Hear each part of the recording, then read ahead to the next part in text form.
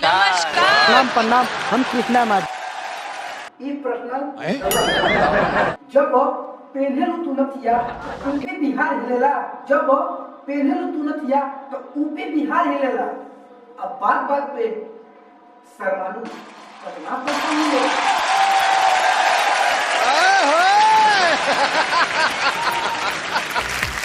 आओ आओ, क्या एंट्री मारी। नॉर्मल है, हम आज खाते हैं। क्या सुनाओगे? अरे हम का सुनाए खारत बा परीक्षा आ गया का पार पे।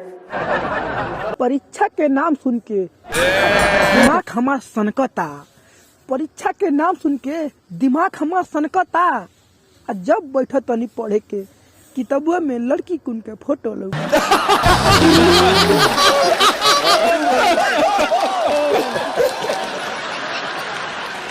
बड़ा तकलीफ के बात हम करे ओए को गाना भी आ गया है, जिंदा रहने के लिए तेरी कसम एगो दूगो माल की जरूरी है सनम। कहानी की जब जरूरी बा तो कराई ना पड़ी, इमरजेंसी बा। भारत बा गीत के निकले बाटी सुनी लोग। जबरी परीक्षा नी औराता कौनो सब्जेक्ट ना हमरा बुझाता। होई मैथ केमिस्ट्री के देख के मोर जिया में आग लगी जाता।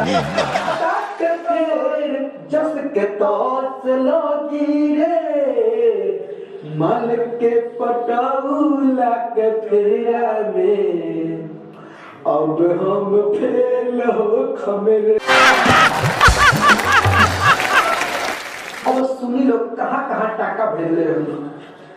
अब तो कोचिंग में रहनी फसौले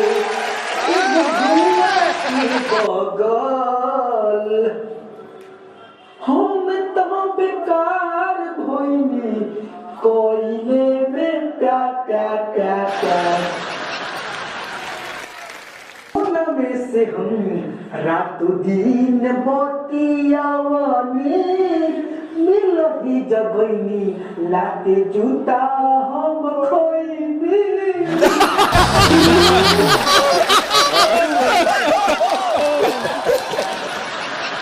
इह सोच सोचे राति भर जागी रे, इह सोच सोचे राति भर जागी रे माल के पटौला के चक्कर में फिर हम फेल बनी। लास्ट में हम ये कहो जाता लेते जोरे छौड़ी छोड़ के, जाता लेते जोरे छौड़ी छोड़ के। तो फिर बात तो याद आई जब भोरे भोरे बड़की बगल में चौक में तो